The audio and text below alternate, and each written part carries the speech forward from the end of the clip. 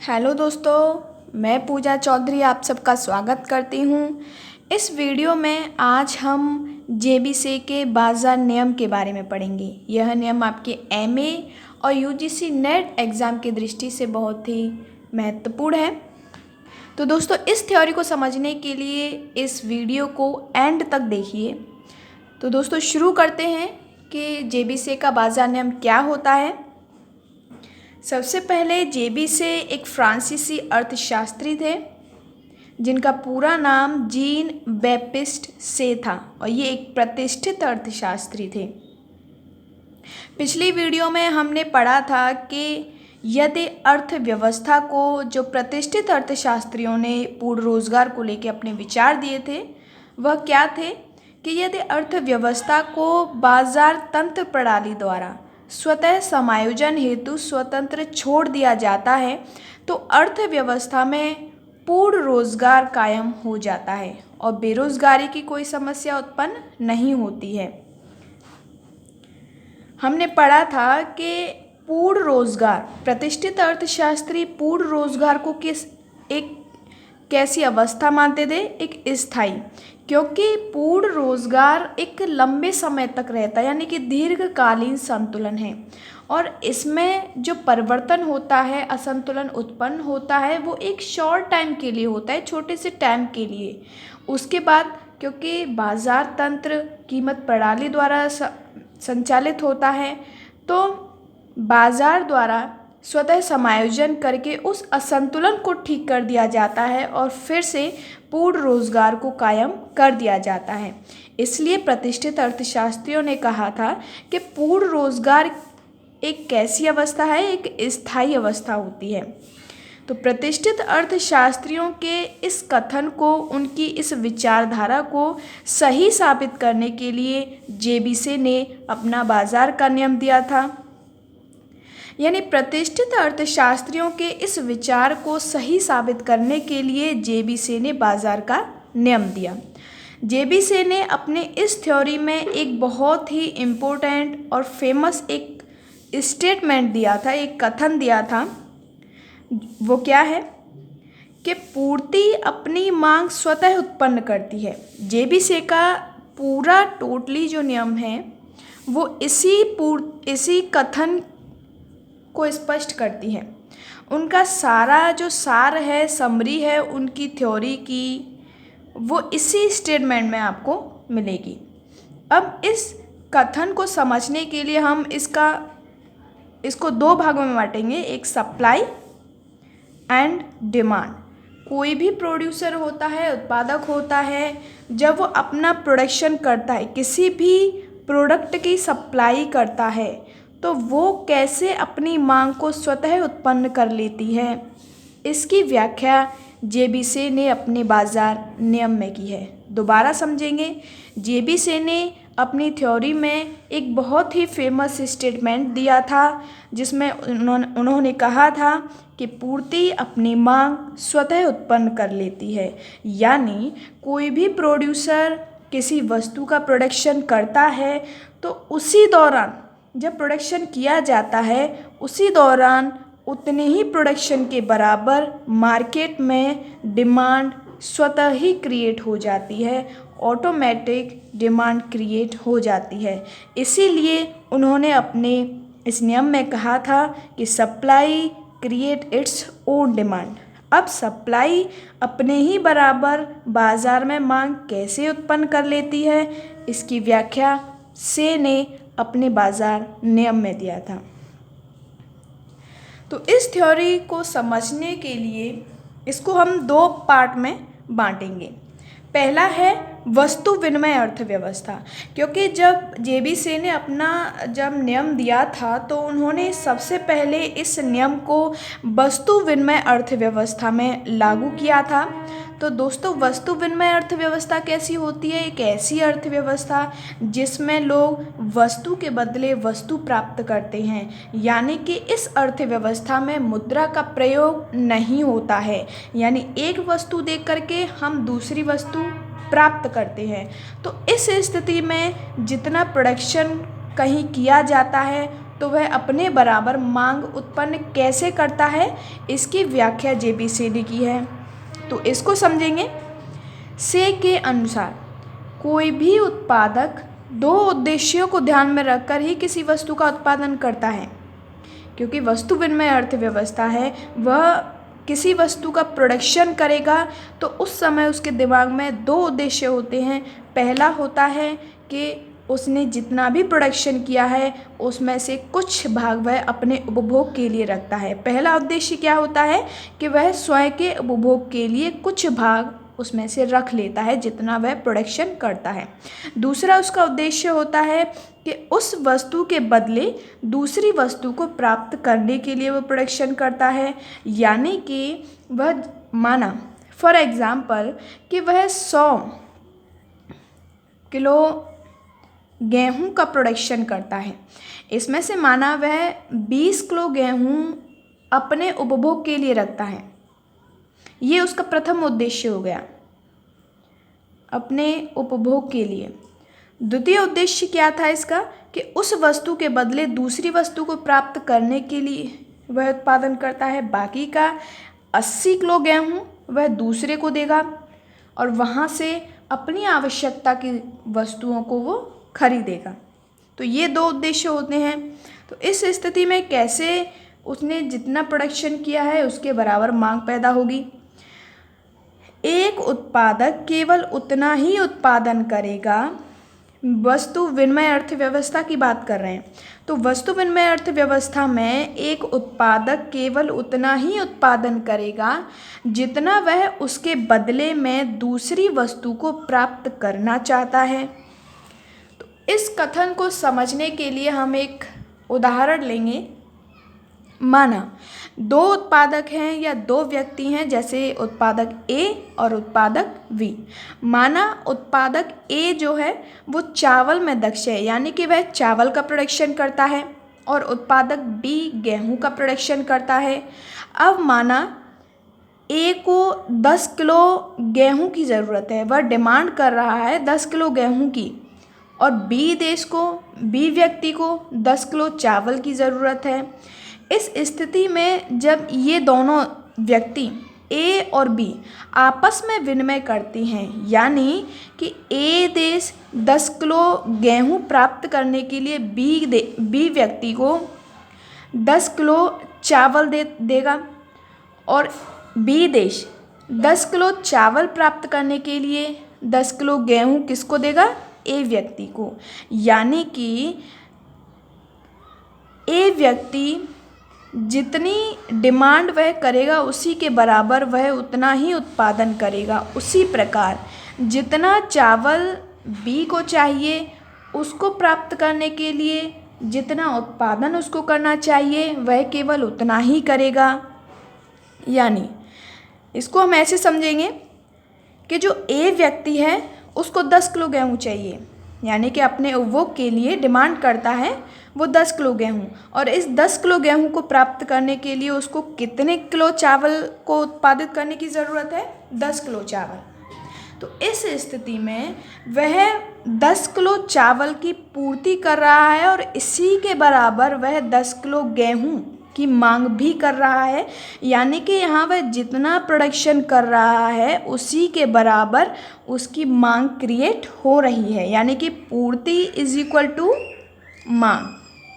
इसी तरह से हम बी व्यक्ति की बात करेंगे। बी व्यक्ति को 10 किलो चावल चाहिए और वह 10 किलो गेहूँ देने के लिए तैयार है। इस स्थिति में वह प्रोडक्शन कितना कर रहा है, 10 किलो गेहूँ के बराबर, लेकिन डिमांड भी वह 10 किलो चावल के लिए कर रहा है। तो यहाँ देखेंगे वह पूर्ति कितनी कर रहा है, 10 किलो गेहूँ, और उसी के बराबर ही 10 किलो चावल की मांग कर रहा है।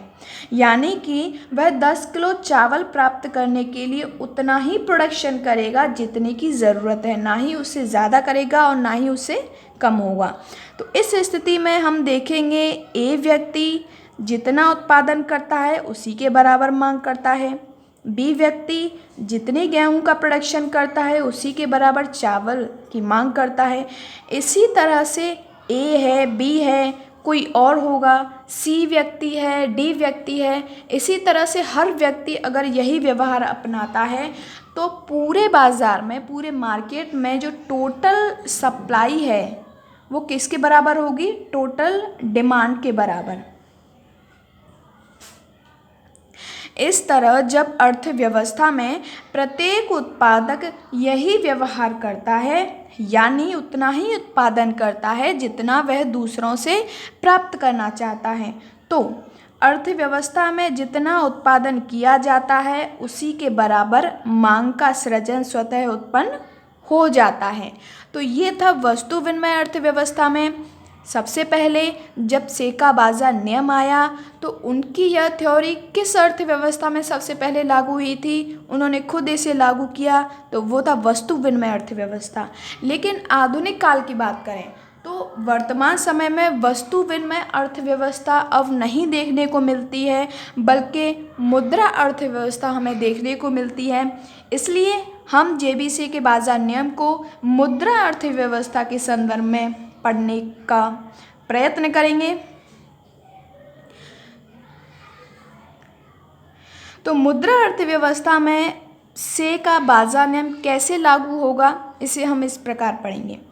तो प्रतिष्ठित अर्थशास्त्री क्या समझते थे?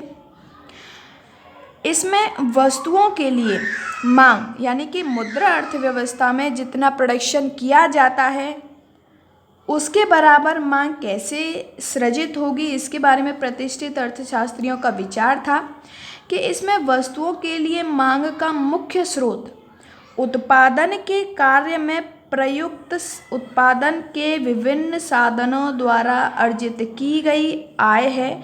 यानी कि कोई फर्म है, उसमें प्रोडक्शन होता है और प्रोडक्शन में लगे हुए जितने भी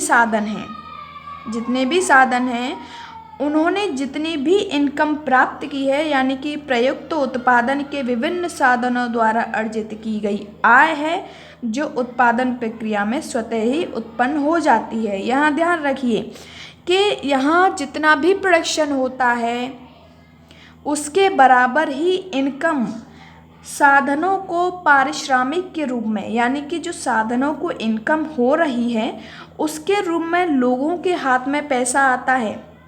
जितना प्रोडक्शन हुआ है उसके मूल्य के बराबर साधनों के पारिश्रमिक के रूप में इनकम साधनों को मिलती है और उतने ही बराबर वह उस वस्तु की मांग करते हैं। तो इसको समझने के लिए हम थोड़ा और आगे पढ़ेंगे, इसको एक उदाहरण से समझेंगे। तो इसको समझने के लिए हम पहले समझेंगे कि किसी भी उत्पादन प्रक्रिया के दो प्रभाव होते हैं। कोई भी प्रोडक्शन किया जाता है तो उसके दो इफ़ेक्ट पड़ते हैं। पहला होता है कि जब कोई प्रोडक्शन किया जाता है तो उसमें कई सारे उत्पत्ति के साधन लगते हैं, जैसे भूमि, श्रम, पूंजी, संगठन, साहस। तो इन साधनों को पारिश्रमिक का भुगतान किया जाता है, जिससे अर्थव्यवस्था में आय प्रवाह का सृजन होता है। एक ये प्रभाव होता है, कोई भी प्रोडक्शन होता है, स्पष्ट है कि जब कोई काम करेगा तो उसको इनकम होगी तो उसके हाथ में क्या आएगा? परचेसिंग पावर आएगी। दूसरा इसका इफ़ेक्ट क्या पड़ता है? एक निश्चित मात्रा में उत्पादन प्राप्त होता है, यानी एक तरफ एक निश्चित मात्रा में प्रोडक्शन होता है तो दूसरी तरफ उसी के मूल्य के बराबर साधनों के इनकम के रूप में जो साधन होते हैं उनको पारिश्रमिक के रूप में आय उनको मिलती है और एक निश्चित मात्रा में उत्पादन प्राप्त होता है जो बाजार में बिकने के लिए भेज दिया जाता है। तो यहाँ हम इसको ऐसे समझेंगे कि निश्चित उत्पादन का मूल्य, जो प्रोडक्शन है उसको हमने मौद्रिक मूल्य में चेंज कर लिया, उतने ही मूल्य के बराबर जब साधनों को आय मिलती है तो वो उतनी ही मांग करते हैं, समस्त इनकम को उपभोग पर व्यय करते हैं। उस स्थिति में जो पूर्ति के मूल्य होता है उसी के बराबर मांग उत्पन्न अपने आप हो जाती है। और यही कथन से ने अपने बाजार नियम में कहा कि जितना उत्पादन होता है उसी के मूल्य के बराबर बाजार में उस वस्तु की मांग स्वतः उत्पन्न हो जाती है। और यह कैसे हो जाती है कि साधनों को पारिश्रमिक मिलता है उन्हीं के बराबर, प्रोडक्शन के मूल्य के बराबर। और जब साधनों को पारिश्रमिक मिलेगा तो उनके हाथ में इनकम आएगी, इनकम आएगी तो उनकी परचेसिंग पावर बढ़ेगी, और परचेसिंग पावर बढ़ेगी तो वह उतने ही इनकम के बराबर वस्तु की मांग करेंगे।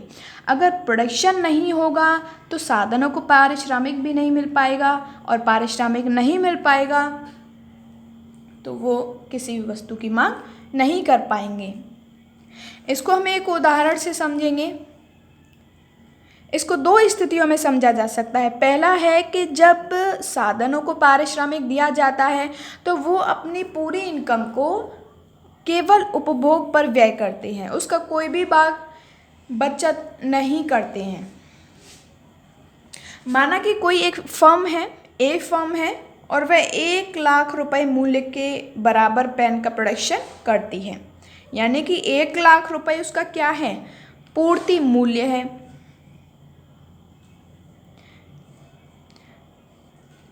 और यहाँ पेन के प्रोडक्शन में जो साधन लगते हैं वो हैं भूमि, श्रम, पूंजी और साहसी। भूमि को लगान मिलता है, श्रम को मजदूरी मिलती है, पूंजी को ब्याज मिलता है और साहसी को लाभ मिलता है। जब यहाँ से इन साधनों को पारिश्रमिक दिया जाता है, हम टोटल की बात कर रहे हैं, लगान को मिलता है 25,000 रुपये। जितने भी श्रमिक होते हैं उनकी पारिश्रमिक का कुल योग कितना है, 35,000 रुपये। पूंजी को 25,000 रुपये ब्याज के रूप में मिलता है, साहसी को 15,000 रुपये लाभ के रूप में मिलता है। तो टोटल जब हम इन चारों को, साधनों की आय को हम जोड़ते हैं तो वह किसके बराबर होती है, 1,00,000 के बराबर।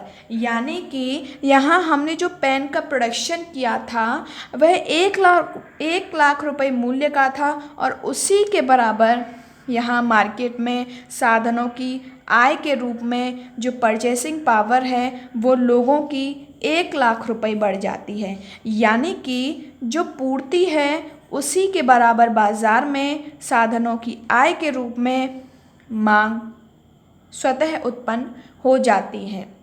यह किस स्थिति में था, जब लोग अपनी आय को, संपूर्ण आय को उपभोग पर व्यय करते हैं। लेकिन अब आप सोचोगे कि वास्तविक में, रियल लाइफ में कोई भी व्यक्ति अपनी पूरी इनकम को उपभोग पर व्यय नहीं करता है, बल्कि उसका कुछ भाग वो सेव कर लेता है, यानी बचा लेता है। तो उस स्थिति में जो डिमांड होगी वो सप्लाई से कम होगी। तो क्या उस स्थिति में से का बाजार नियम लागू हो पाएगा या नहीं? तो इसका भी प्रतिष्ठित अर्थशास्त्रियों ने समाधान दिया। उन्होंने कहा कि जो भाग उपभोग पर व्यय नहीं किया जाता है, यानी कि जो बचत कर लिया जाता है, अपने आप पूंजीगत पदार्थों या निवेश कार्यों में व्यय कर दी जाती है। मतलब जो हमने सेविंग की है, इसको हम एक उदाहरण से समझेंगे। उससे पहले हम एक कथन पढ़ेंगे कि निवेश कार्यों का मांग पर वही प्रभाव पड़ता है जो कि उपभोग का। यदि बचत और विनियोग में कोई अंतर होता है तो ब्याज दर द्वारा उनमें समानता स्थापित हो जाती है। तो इसको समझने के लिए हम एक उदाहरण लेंगे। जैसे ऊपर वाला अभी हमने उदाहरण पढ़ा कि साधनों को जो इनकम होती है वो 1,00,000 के बराबर होती है, यानी कि वो अपनी टोटल इनकम को कंजम्पशन पर खर्च करते हैं। लेकिन अगर वो पूरी 1,00,000 रुपये वो पर खर्च न करके उसका मात्र 80,000 रुपये कंजम्पशन पर व्यय करते हैं, बाकी का जो 20,000 रुपये हैं वो सेव करते हैं, तो इस कंडीशन में जो डिमांड होगी वो सप्लाई से कम होगी। इस स्थिति में यह कैसे से का बाजार नियम लागू होगा, तो इसको हम ऐसे पढ़ेंगे। जैसे हमने पढ़ा है कि जो सेविंग होती है वो किसके बराबर होती है, इन्वेस्टमेंट के। माना कि कोई व्यक्ति है, ए व्यक्ति है, दूसरा व्यक्ति भी है। माना ए व्यक्ति ने 20,000 रुपये का सेविंग की, बचत की। अब इसको वह बैंक में जमा करता है, बैंक में जमा करता है। यहाँ से बैंक बी व्यापारी को, यानी कि बी इन्वेस्टर को 20,000 रुपये वह देती है। और बी इन्वेस्टर उस 20,000 रुपये का प्रयोग अपने उत्पादन को बढ़ाने के लिए दूसरी वस्तुओं को खरीदने में लगाता है। यानी कि यहाँ पर जो सेविंग थी वह यहाँ बदल कर एक व्यय के रूप में हो जाती है। यानी कि यहाँ जो व्यापारी होता है इस 20,000 रुपये को दूसरी वस्तुओं को खरीदने में व्यय करता है। यानी कि यहाँ 20,000 रुपये क्या हो रहे हैं, व्यय हो रहे हैं। अब ऊपर वाली लाइन को हम दोबारा पढ़ेंगे। जो भाग उपभोग पर व्यय नहीं किया जाता है यानी कि बचत अपने आप पूंजीगत पदार्थों या निवेश कार्यों में व्यय कर दी जाती है। और यह व्यय कौन करता है, व्यापारी करता है। व्यापारी को 20,000 रुपये कहाँ से मिले, बैंक से मिले। और बैंक में ये 20,000 रुपये कहाँ से आए, ए की बचत के रूप में आए। तो जो बचत ए ने की थी बाद में चलकर वह व्यय किसके द्वारा की जाती है, बी व्यक्ति द्वारा, बी इन्वेस्टर द्वारा की जाती है। इस तरह निवेश कार्यों का मांग पर वही प्रभाव पड़ता है जो कि उपभोग का। उपभोग भी एक व्यय है और निवेश भी एक व्यय है। यानी कि उपभोग व्यय प्लस निवेश व्यय इज इक्वल टू टोटल जो इनकम होती है उनकी। इस तरह प्रतिष्ठित अर्थशास्त्रियों का कहना था कि जो सेविंग है that is equal to investment, और इन्वेस्टमेंट एक तरह का व्यय होता है। इसलिए इन्वेस्टमेंट और कंज्यूमशन मिलकर टोटल मांग होती है जो कि पूर्ति के बराबर होती है। तो दोस्तों ये था से का बाजार नियम। इसके अलावा हमने इस थ्योरी को पढ़ा और इससे हमने क्या निष्कर्ष निकाला इसको जानेंगे। इसके मेन की पॉइंट क्या है उनको जानेंगे। तो जेबीसी के बाजार नियम से जो निष्कर्ष निकलता है वो ये है कि अर्थव्यवस्था में स्वतः समायोजन होता है। पूर्ण रोजगार में या मांग और पूर्ति में कोई भी असंतुलन उत्पन्न होता है तो वह बाजार तंत्र द्वारा स्वतः ही समायोजित हो जाता है।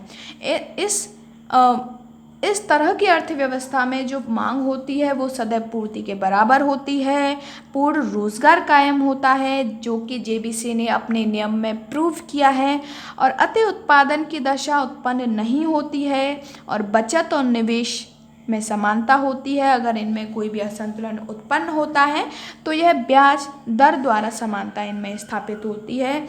दोस्तों ब्याज दर द्वारा यह समानता स्थापित होती है, लेकिन आगे चलकर जब हम पढ़ेंगे जैसे कीन्स हैं उन्होंने इस चीज़ का विरोध किया कि बचत और निवेश में जो समानता है वो ब्याज दर द्वारा न होकर किसके द्वारा होती है, आय द्वारा होती है। तो इसको हम अगली वीडियो में पढ़ेंगे। अगली वीडियो में फ़िलहाल पीगू का नियम क्या था, पीगू ने पूर्ण रोजगार कायम होता है इसको प्रूफ करने के लिए क्या व्याख्या की उसको हम अगली वीडियो में पढ़ेंगे।